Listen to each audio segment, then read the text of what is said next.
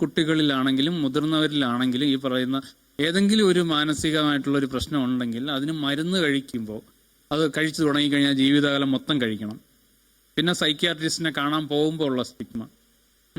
അപ്പോൾ ഞാൻ ഒരു സൈക്യാട്രിക് ഹെൽപ്പ് എന്ന് പറയുന്നത് നമ്മളിപ്പോൾ ഒരു പനി പിടിച്ച് ഒരാഴ്ച മരുന്ന് കഴിച്ച് മാറുന്ന പോലത്തെ ഒരു സംഗതിയല്ല.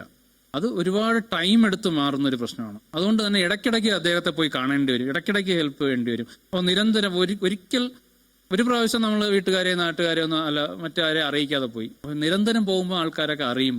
അപ്പോൾ അങ്ങനെ അതും ഒരു പ്രശ്നമാണ്. അപ്പോൾ അത് കാരണം പോകാതിരിക്കും, മറ്റുള്ളവരെന്ത് വിചാരിക്കും എന്നുള്ളൊരു ധാരണയില്ല. അപ്പോൾ ഈ സംഗതികളൊക്കെ മാറ്റി വെച്ചാൽ മാത്രമേ നമുക്ക് ഇതിനെ ഓവർകം ചെയ്യാൻ പറ്റുള്ളൂ. ഒന്ന് ഇതിൽ മനസ്സിലാക്കേണ്ട ഒരു കാര്യം എന്ന് പറയുന്നത്, ഇപ്പൊ പലരും പറഞ്ഞ പോലെ നമുക്ക് ജലദോഷം വരുന്നത് പോലത്തെ ഒരു സംഗതിയായി മാറിയിട്ടുണ്ട് ഇന്നത്തെ കാലത്ത് ഈ പറയുന്ന ഉത്കണ്ഠയും വിഷാദവും എന്നൊക്കെ പറയുന്നത്, ആങ്സൈറ്റി, ഡിപ്രഷൻ എന്നൊക്കെ പറയുന്നത്. അതിൻ്റെയൊക്കെ കൂടിയ വകഭേദങ്ങളാണ് പലപ്പോഴും പ്രശ്നക്കാരായി മാറുന്നത്. അപ്പോൾ ഈ ചെറിയ രീതിയിലുള്ള ഉത്കണ്ഠയും വിഷാദവും എന്നൊക്കെ പറയുന്നത് സാധാരണമായിട്ടുള്ളൊരു പ്രശ്നമാണ്.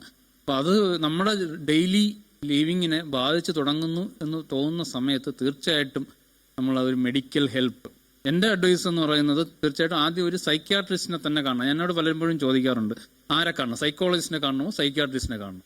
ഞാൻ പറയുന്നത് സൈക്യാട്രിസ്റ്റിനെ ആദ്യം കാണും.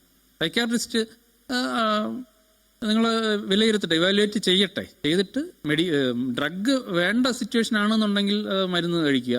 ഡ്രഗ് വേണ്ട, ഇപ്പം തൽക്കാലം കൗൺസിലിംഗ്, കുറച്ച് 2-3 സെഷൻ കൗൺസിലിംഗ് മതി, പിന്നെ ഒരു സൈക്കോളജിസ്റ്റിനെ പോയി കാണുമെന്ന് അദ്ദേഹം പറഞ്ഞു കഴിഞ്ഞാൽ സൈക്കോളജിസ്റ്റിനെ കണ്ടാൽ മതി. പിന്നെ അതിൻ്റെ ഫോളോ അപ്പ് അനുസരിച്ച് ബാക്കി കാര്യങ്ങൾ ചെയ്യുക.